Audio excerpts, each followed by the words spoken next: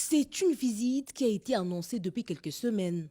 Arrivé vendredi en terre tanzanienne, c'est ce dimanche 23 octobre 2022 que le président Félix Antoine Tshisekedi Tshilombo a débuté sa première visite d'État à Dar es Salaam. Accueilli par son homologue Samia Suluhu Hassan, quelques secondes plus tard, la poignée de main est chaleureuse. L'instant est solennel pour le président Félix Tshisekedi. Chant traditionnel, honneur militaire avec notamment les hymnes des deux pays.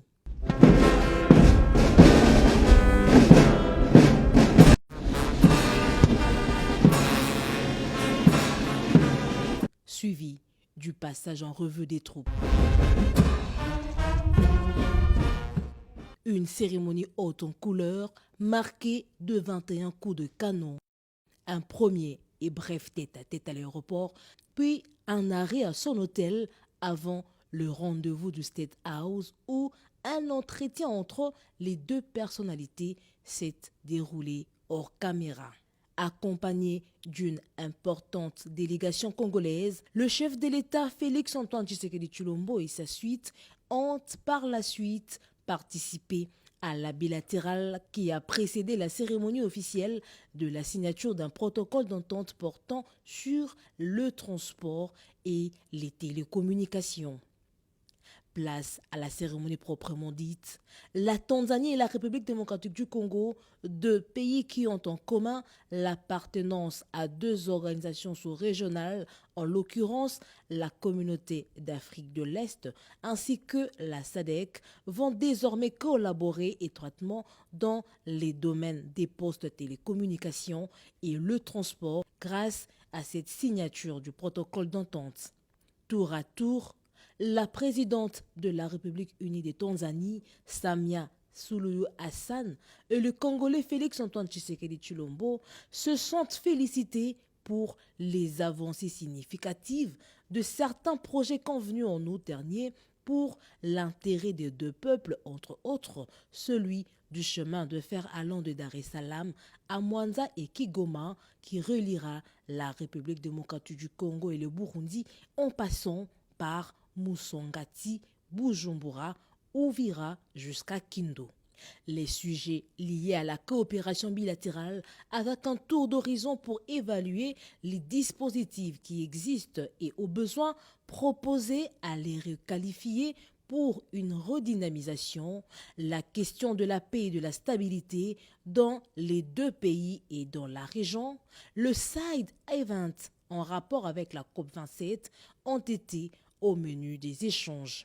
La sécurité est très importante pour nous, actuellement en République démocratique du Congo, nous qui faisons face à une agression, malheureusement soutenue par un des pays voisins, un pays frère. C'est d'autant plus pénible pour moi que j'ai mis beaucoup d'énergie depuis que je suis président de la République démocratique du Congo à développer des relations fraternelles avec tous nos voisins. Nous en avons 9. Malheureusement, l'un de nos voisins ne l'entend pas de cette oreille et il préfère, lui, la déstabilisation et l'insécurité. Je ne sais pas pourquoi. Nous devons réussir ce défi à augmenter le commerce entre les pays africains. C'est comme ça que l'Afrique va aussi réussir à exister par elle-même. Vu le nombre d'Africains qu'il y a sur cette terre, je crois qu'il sera très rapidement possible de faire de l'Afrique un continent qui compte et qui pèse aussi dans le contexte international. Sur le plan international, nous avons évidemment parlé de la guerre russo-ukrainienne et des conséquences qu'elle entraîne en Afrique, à la fois sur le plan alimentaire, mais également sur le plan énergétique et la nécessité que nous avons de discuter entre nous, Africains, pour voir quelles sont les possibilités que nous avons afin de faire face à cela. Les deux chefs d'État ont également ponctué sur la nécessité d'approfondir et d'intensifier les échanges commerciaux et les investissements à travers des projets de développement des infrastructures, notamment routières et ferroviaires, pour faciliter la circulation des personnes, des biens et services et consolider l'intégration entre les deux peuples.